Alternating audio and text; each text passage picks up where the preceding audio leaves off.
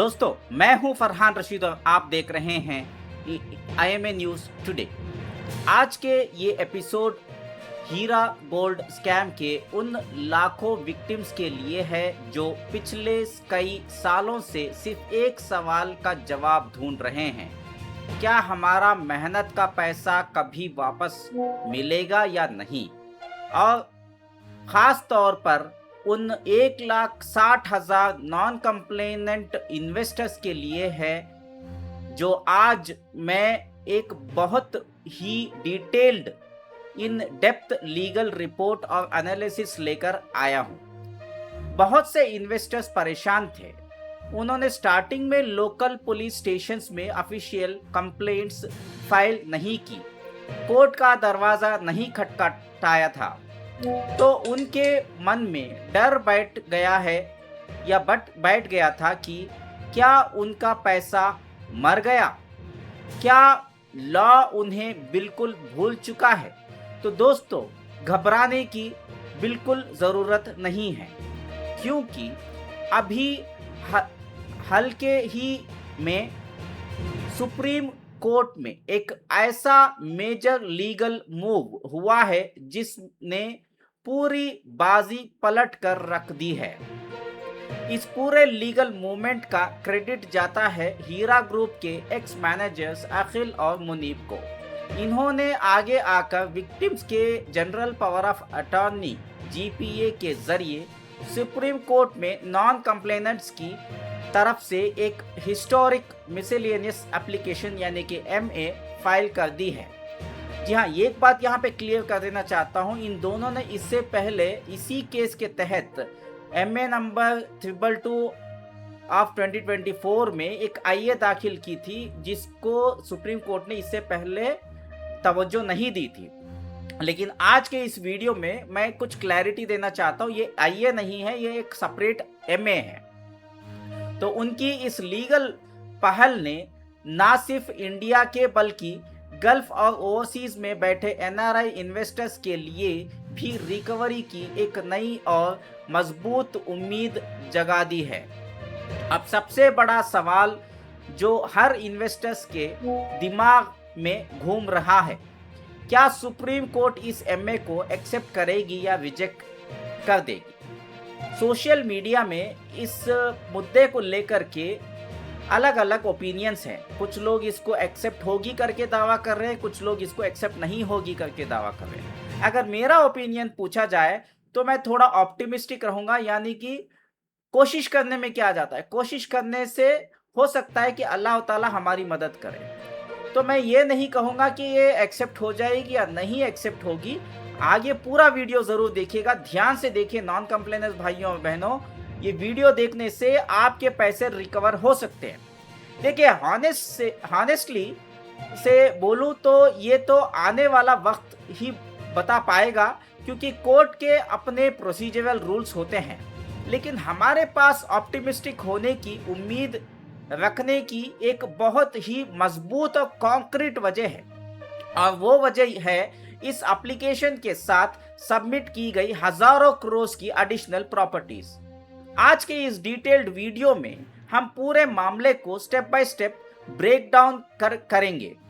इस नए MA application की पूरी लीगल रियलिटी और नंबर्स, सुप्रीम कोर्ट का माइंडसेट और 2000 करोड़ की एडिशनल प्रॉपर्टीज का game changing role, verified complainants versus non complainant surplus money distribution waterfall model. अगर सुप्रीम कोर्ट MA को डिसमिस कर दे तो हमारा plan B article 32 writ petition कैसे काम करेगा, detailed pros and cons matrix, realistic फायदे और हिडन चैलेंजेस, नॉन कंप्लेनेंट्स और NRI इन्वेस्टर्स के लिए step by step action plan. पूरा वीडियो आखिर तक ध्यान से देखिए, एक एक पॉइंट को समझिए, क्योंकि ये आपके हार्ड अर्न मनी, आपका हलाल पैसे का मामला है कि रिकवरी का सवाल है। Section number 1, the numbers that change the game. 1,60,000 investors on record, 1,72,000 investors का रिकॉर्ड ऑलरेडी ED के रिपोर्ट में, चार्जशीट में मौजूद है। उनमें से करीब 12,000 से 14,000 इन्वेस्टर्स SFI हो गए, कुछ लोग EOW गए, कुछ हैदराबाद CCS गए, कुछ कर्नाटका IMA की कॉम्पिटेंट अथॉरिटी में जाके अपना क्लेम दाखिला कर दिया है। उनके अलावा 1,60,000 इन्वेस्टर्स जो अभी तक लीगल में वजूद में नहीं हैं, उनके लिए खुशखबरी का ऐलान है। आइए सबसे पहले हम नंबर्स और ग्राउंड रियलिटी को समझते हैं। अब तक सुप्रीम कोर्ट और इन्फोर्समेंट डायरेक्टरेट यानी कि ED के सामने जो केस चल रहा था वो बेसिकली 12,000 से 14,000 इन्वेस्टर्स यानी कि verified complainants including SFIO, EOW, CCS Hyderabad या कॉम्पिटेंट अथॉरिटी कर्नाटका के गिर्द घूम रहा था।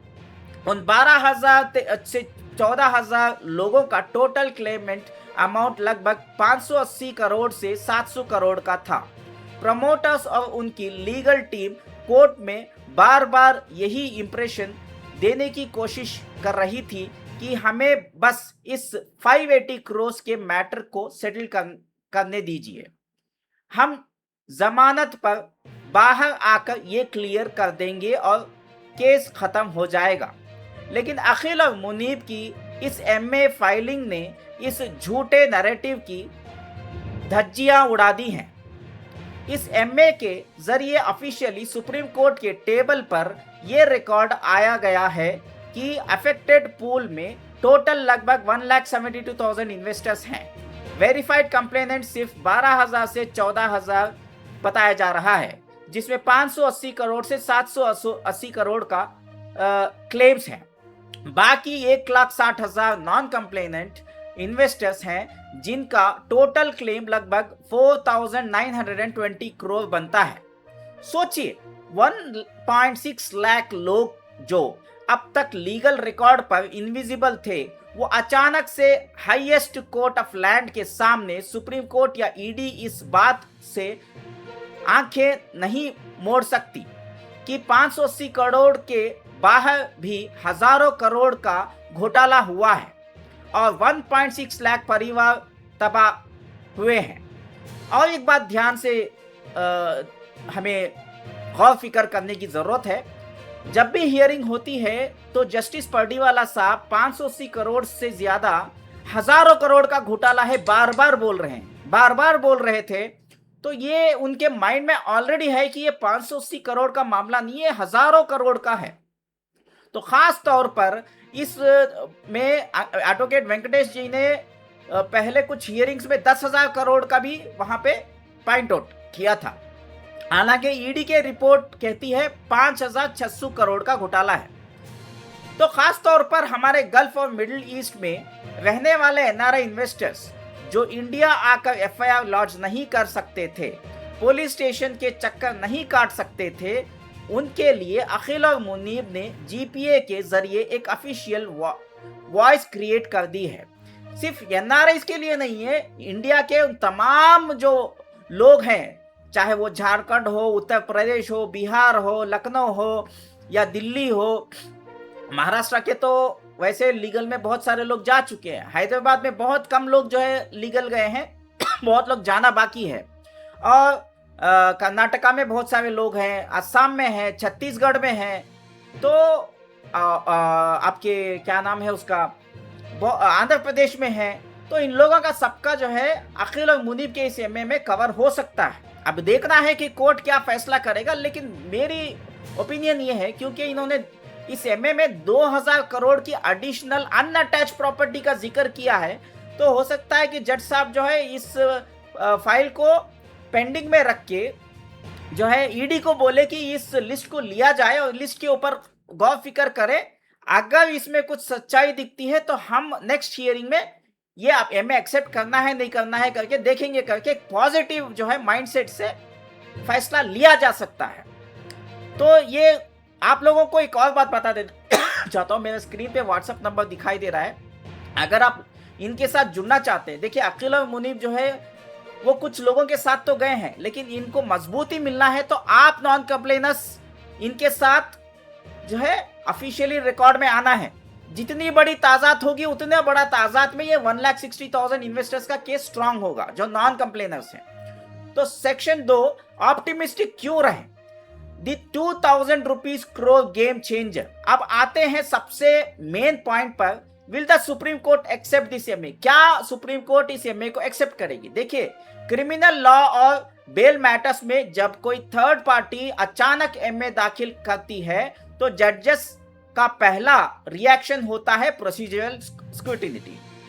तो वो पूछ सकते हैं आप इस बेल या क्रिमिनल मैटर में अचानक एमए लेकर क्यों आए, आप स्पेशल कोर्ट या ईडी के पास क्यों नहीं गए, तो ये पूछ सकती है। लेकिन इकोनॉमिक ऑफेंसेस और मल्टी करोड़ स्कैम्स में सुप्रीम कोर्ट का एक बहुत ही पुराना और लैंडमार्क प्रेसिडेंट रहा है, judicial focus is always on assets over technicalities. Technicality के हिसाब से गए तो ये में रिजेक्ट हो सकती है, लेकिन अगर प्रॉपर्टीज या असेट्स के बारे में सोचेंगे, सुप्रीम कोर्ट प्रॉपर्टीज के बारे में सोचेगी क्योंकि बहुत बड़ा पैसा रिकवर हो सकता है। तो टेक्निकलिटीज को बाजू में रख के सुप्रीम कोर्ट अपना वीटो पावर यूज करके इस एमए को out of the box accept कर सकती है। मसलन के तौर पे 222 ऑफ 2024 की जो एमए है नौहरा शेख की, वो एक्चुअल में टेक्निकली एक्सेप्टेबल नहीं थी। फिर भी वहां पे बहुत सारे वकीलों ने ऑब्जेक्शन भी डाला था इसके ऊपर, अपोजिशन वालों ने, जो प्रॉपर्टीज के लिटिगेशन वाले हैं खासकर। लेकिन जज साहब ने कहा कि ये I know that it is not acceptable, फिर भी हम इसको सुनना चाहते हैं। तो वीटो पावर इस्तेमाल करके जब नौहरा शेख को मौका दिया गया, नॉन कंप्लेनर्स को भी मौका दे सकती है। ये डिपेंड करता है उनके जज साहब के मूड के ऊपर।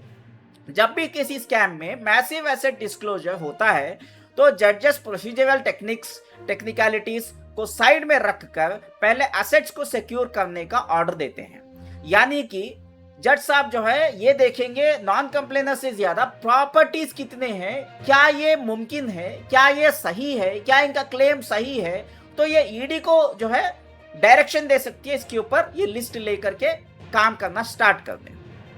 तो and this is where the MA becomes a massive game changer. यहीं पे गेम चेंज हो जाता है। इस मिसलेनियस एप्लीकेशन यानी कि एमए के साथ सिर्फ पेटिशन नहीं लगाई गई है, बल्कि 2000 करोड़ से ज्यादा की अनअटैच्ड डोमेस्टिक और इंटरनेशनल प्रॉपर्टीज की पूरी टाइटल डीड, वैल्यूएशन और लोकेशन डिटेल सबमिट की गई है। ये हमारे लिए पॉजिटिव पॉइंट बनेगा। ये हमारे लिए नॉन कंप्लेनर्स भाइयों और बहनों के लिए गुड न्यूज बन सकता है। ये वो प्रॉपर्टीज हैं जो अभी तक ईडी ने प्रोविजनली अटैचमेंट ऑर्डर्स में शायद इंक्लूड नहीं की थी। सुप्रीम कोर्ट के सामने जब 2000 करोड़ की कॉन्क्रीट फिजिकल असेट्स का प्रूफ रखा जाता है तो कोर्ट इन्वेस्टिगेटिंग एजेंसीज ईडी को बुलाकर तुरंत ये डायरेक्शन देती है कि इन प्रॉपर्टीज को वेरीफाई करो, फिजिकल इंस्पेक्ट करो और पीएमएलए के तहत प्रोविजनल अटैचमेंट ऑर्डर इशू करो। इसी वजह से हम कह रहे हैं एमए प्रोसीजरल ग्राउंड्स पर एक्सेप्ट हो या रीडायरेक्ट हो, इस 2000 करोड़ के एसेट डिस्क्लोजर ने केस की पूरी डायरेक्शन बदल दी है। Section number 3, the waterfall distribution model, surplus mechanism. बहुत से नॉन कंप्लेनर्स के मन में ये डर है कि अगर कल कोई प्रॉपर्टीज ऑक्शन भी होती हैं तो क्या सारा पैसा पहले वेरीफाइड क्लेमेंट्स को मिल जाएगा, हमारी बारी कब आएगी। इस कंफ्यूजन को दूर करने के लिए हमें वाटरफॉल डिस्ट्रीब्यूशन मॉडल को समझना पड़ेगा। आइए स्टेप बाय स्टेप देखते हैं कि पैसा कैसे बटेगा। Stage number 1, initial ED auctions. ED के जो ईडी ने जो पहले से जो प्रॉपर्टीज अटैच कर रखी हैं, जैसे नैना टावर्स, हीरा फोर्टेक्स, टोली चौकी एंड वगैरह वगैरह, उनकी पब्लिक ऑक्शन प्रोसीड होगी। Step number 2, settling verified Clements. इस पहले ऑक्शन से जो रेवेन्यू जनरेट होगा वो पहले प्रायोरिटी पर उन 12,000 से 15,000 वेरीफाइड क्लेमेंट्स को 580 से 700 करोड़ का क्लेम को क्लियर करने में उसे यूज किया जाएगा। Stage number 3, liquidation of newly disclosed 2000 plus crore assets. अब यहां आता है असली ट्विस्ट। अब अकील और मुनीब की डिस्क्लोज की हुई 2000 करोड़ प्लस की जो प्रॉपर्टी है कि नई डोमेस्टिक और इंटरनेशनल प्रॉपर्टीज को ईडी अटैच करके लिक्विडेट यानी कि ऑक्शन करेगी, तो वहां से एक मैसिव सरप्लस पैदा होगा।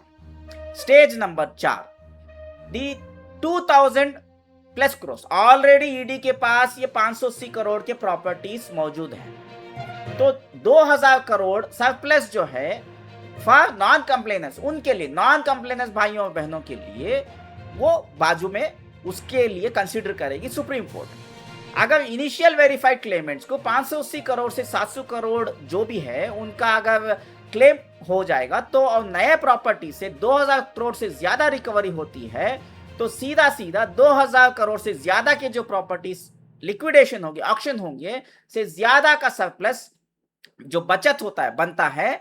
सवाल ये है कि क्या सुप्रीम कोर्ट इस 2000 करोड़ के सरप्लस को हीरा ग्रुप के प्रमोटर्स को वापस कर लेगी या नहीं? नेवर, ऐसा बिल्कुल नहीं होगा। सुप्रीम कोर्ट ऐसा फैसला नहीं लेगी, नौहरा शेख को वापस नहीं देगी। सुप्रीम कोर्ट किसी भी प्रमोटर को सरप्लस एसेट वापस नहीं लौटा सकती जब तक 1,60,000 अनपेड इन्वेस्टर्स खड़े हैं। सुप्रीम कोर्ट इस सरप्लस मनी को रोक कर एक डेडिकेटेड क्लेम कमेटी या स्पेशल पोर्टल का जरिया 1,60,000 नॉन कंप्लेनेंस भाइयों बहनों को वेरिफिकेशन के बाद देगी।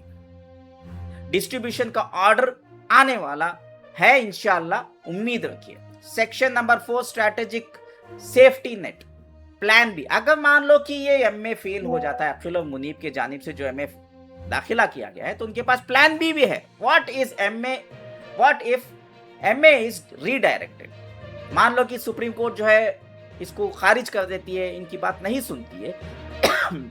मेन आपको किसी झूठे सपने में, मैं आपको झूठे सपने में नहीं रखने वाला हूं। आइए एक realistic worst case scenario evaluate करते हैं। मान लीजिए सुप्रीम कोर्ट बेंच कहती है ये एमए प्रोसीजरली करेक्ट नहीं है, आप एग्जिस्टिंग क्रिमिनल मैटर के अंदर 1.6 लाख लोगों की एप्लीकेशन नहीं चला सकते, आप स्पेशल ट्रायल कोर्ट या ईडी जोनल ऑफिस में जाइए करके बोल देते हैं। ऐसा अगर हो सकता है, अगर हो गया तो पॉसिबिलिटीज है इसके। अगर ऐसा ऑर्डर आ भी जाता है तो क्या हमारी लड़ाई खत्म हो गई? बिल्कुल भी नहीं। मेरे भाइयों बुजुर्गों दोस्तों, पूरा वीडियो जरूर देखिए। हमारे पास एक सॉलिड प्लान बी रेडी है। The article number 32 and article number 21। Article number 32 ये होता है जो सबको अपना कानूनी अधिकार देता है। आर्टिकल नंबर 21 वो होता है लाइफ, क्या बोलते हैं उसको, अपने आप को जो है जीने का हक, इंग्लिश का टर्म याद नहीं आ रहा। आर्टिकल नंबर 21 आता है जहां पे राइट टू लाइफ बोलते हैं, राइट टू लाइफ। तो ये दोनों आर्टिकल के जरिए अकील और मुनीब, वैसे भी तो वो वकील रख ही रहे हैं, तो ये काम कर सकते हैं। अगर ये रिजेक्ट हो गया तो कॉन्स्टिट्यूशनल अल्टरनेटिव है ये रिट पिटीशन। अगर मैं टेक्निकल ग्राउंड्स पर डिस्पोज होती है तो 1.6 लाख नॉन कंप्लेनर्स के पास कॉन्स्टिट्यूशन ऑफ इंडिया के आर्टिकल नंबर 32 के तहत डायरेक्ट सुप्रीम कोर्ट में इंडिपेंडेंट रिट पिटीशन फाइल करना का एक फंडामेंटल राइट है। Under article number 21 right to livelihood, जी हाँ यही है, राइट टू लाइवलीहुड या राइट टू लाइफ बोलते हैं उसको। हम कोर्ट में कह सकते हैं कि 1.6 लाख परिवार की रोजी रोटी और लाइफ सेविंग्स छीन ली गई हैं और 2000 करोड़ का असेट प्रूफ मौजूद है, इसलिए सुप्रीम कोर्ट डायरेक्टली एक डेडिकेटेड क्लेम्स कमेटी अपॉइंट करे। Direct PMLA evidence submission to ED, तो जो है सुप्रीम कोर्ट कह सकती है कि ये पीएमएलए के अकॉर्डिंग इसको प्रॉपर्टीज को इन्वेस्टिगेट करेगा, ठीक है। तो जो 2000 करोड़ की प्रॉपर्टीज का एग्जॉस्टिव कंपाइलेशन अखिल और मुनीब ने तैयार किया है, उनकी सर्टिफाइड कॉपी सीधे एनफोर्समेंट डायरेक्टरेट ईडी के जोनल ऑफिस में, हैदराबाद के ऑफिस में सबमिशन के रूप में दी जा सकती है। पीएमएलए एक्ट के तहत ईडी ऑफिसर्स के पास सुप्रीम पावर है कि वो कोर्ट के ऑर्डर के बिना भी प्रोविजनल अटैचमेंट इशू कर सकते हैं। ये बात याद रखिए। आर्टिकल नंबर 32, आर्टिकल नंबर 21 और एमए तीनों अगर मान लो कैंसिल हो गए, रिजेक्ट किए गए, तो ईडी के पास, क्योंकि ये रिकॉर्ड में मौजूद होता है, ईडी इसके ऊपर जांच करेगी। उनके पास पावर्स है, बिना कोर्ट के भी पावर्स है इन प्रॉपर्टीज को अटैच करने के लिए। वो अपना अलग तरीके का तरीका अपनाएंगे। तो यहाँ पर भी हमारे लिए एक पॉजिटिव एक चीज आती है सामने। Section number 5, detailed pros and cons matrix, the realistic evaluation. हम हमेशा ट्रुथ और फैक्ट्स पर बात करते हैं। आइए इस पूरे लीगल मूव के प्रोस एंड कॉन्स को बैलेंस करके देखते हैं, यानी कि फायदा या नुकसान देखते हैं, advantages and opportunities. Official legal recognition, 1.6 lakh non complainers जो है क्या बोलते हैं उसको, पहली बार ऑफिशियली सुप्रीम कोर्ट के जुडिशियल रिकॉर्ड पर आ गए हैं। अनलॉकिंग हिडन वेल्थ, प्रोमोटर्स की 2000 करोड़ की हिडन और अनअटैच्ड प्रॉपर्टीज ईडी और कोर्ट के रैडर पर आ चुकी हैं। स्टॉपिंग पार्शियल सेटलमेंट, प्रमोटर्स अब सिर्फ 580 करोड़ के छोटे अमाउंट को सेटल करके केस को हमेशा के लिए बंद नहीं करवा सकती। Lifeline for NRIs and remote victims of India, India के जो बाकी के लोग हैं के बाहर रहने वाले एनआरआई इन्वेस्टर्स को बिना हर बार फिजिकल कोर्ट में आए लीगल रिप्रेजेंटेशन और होप मिल गई है। चैलेंजेस एंड रियलिस्टिक फैक्टर्स, यहाँ पे चैलेंजेस क्या आते हैं, procedural and security and delay. Supreme court MA को मेंटेनेबल मानती है या लोअर कोर्ट्स में रीडायरेक्ट करती है, इस लीगल आर्ग्यूमेंट में टाइम लग सकता है। स्ट्रिक्ट डॉक्यूमेंट वेरिफिकेशन मैंडेटरी, कल को जब भी पे आउट विंडो खुलेगा हर एक नॉन कंप्लेनेंट को अपने वैलिड बैंक स्टेटमेंट और रिसिप्ट से प्रूव करना होगा कि उन्होंने कितना कैश कितना बैंक डिपॉजिट किया था। Auction timelines, real estate properties की वैल्यूएशन, अटैचमेंट, फिजिकल पोजीशन और पब्लिक ऑक्शन में नेचुरल लीगल वक्त लग सकता है। इसमें रातों रात मैजिक नहीं होगा। ये तो बात तय है कि आज एमए डाल देने से कल आपको पैसा मिल जाएगा, ये तो बिल्कुल नहीं होगा। टाइम लगेगा, सालों साल लग सकता है, लेकिन उम्मीद नहीं हारनी चाहिए। कम से कम मिल तो रहा है, ये देखना है, अल्लाह का शुक्र अदा करना है। Section number 6, actionable road map for non complainants and NRI investors. अब सबसे जरूरी सवाल, एज एन इन्वेस्टर मुझे अभी ग्राउंड पर क्या करना चाहिए? दोस्तों, अगर बैठकर सिर्फ YouTube वीडियोस देखने से पैसे वापस नहीं आएंगे, बराबर, आपको अभी से आगे के स्टेप्स के लिए तैयार रहना होगा। Step number 1, document folder. एक डॉक्यूमेंट बना के रखिए, रेडी करके रखिए अपने सारे हीरा गोल्ड के original receipts, bonds, certificates, IGB certificates, PAN card, Aadhaar card, official agreements और सबसे जरूरी अपने बैंक अकाउंट स्टेटमेंट्स को हाईलाइट करिए वहां पे कहां कहां आपने हीरा को पैसे डाले थे और कितना कितना पैसा आया। ऑर्गेनाइज फोल्डर में रखे, प्रिंट आउट्स रखिए और अपने मोबाइल में भी इस फाइल्स को एक फोल्डर बना के सेव कर लीजिए। किसी के पास लैपटॉप है, सिस्टम है, तो वहां पे भी अपना डॉक्यूमेंट बना के रखिए। आप गूगल ड्राइव में भी अपलोड करके रख सकते हैं, रखें, जिससे हीरा गोल्ड की अकाउंट में पैसा ट्रांसफर हुआ, उसके bank statement. Social media rumours पर ट्रस्ट मत करें। व्हाट्सएप ग्रुप्स में रोज हजारों अफवाहें फैलती हैं कि आज पैसा बट रहा है या आज सब कैंसिल हो गया। ऐसे बहुत सारे अफवाहें फैलती रहती हैं, पॉजिटिव भी रहती है, नेगेटिव भी रहती है। सिर्फ सुप्रीम कोर्ट के ऑफिशियल रिटर्न ऑर्डर्स को ही फॉलो करें, ईडी की फॉर्मल प्रेस रिलीजेस पर भरोसा करें, बाकी किसी के ऊपर भी नहीं। Step number 3, claim verification drives के लिए अलर्ट रहें। जब भी क्लेम जो है वेरिफिकेशन के लिए बाई चांस सुप्रीम कोर्ट से या कोई भी कोर्ट से ऑर्डर आ जाता है तो हमारे चैनल को सब्सक्राइब करके रखिए। सबसे पहले कोशिश करेंगे हम इस चैनल को, बेल आइकन का बटन भी दबाइए। हाँ, तो दबाने से क्या होता है कि आपको वीडियो मिस नहीं होगी। जब भी मैं वीडियो आपको लगाऊंगा तो आपके वेरिफिकेशन की अपडेट अगर मुझे मिलेगी तो आपको अलर्ट हो जाएगा। तो बाकी आप सोशल मीडिया में एक्टिव रहिए, व्हाट्सएप ग्रुप्स हैं बहुत सारे, वहां पर भी अलर्ट रहिए। ओवरऑल आपको जो है मीडिया पे नजर रखनी होगी, ईडी के प्रेस रिलीज पे नजर रखनी होगी, सुप्रीम कोर्ट के ऑर्डर्स पे नजर रखनी होगी।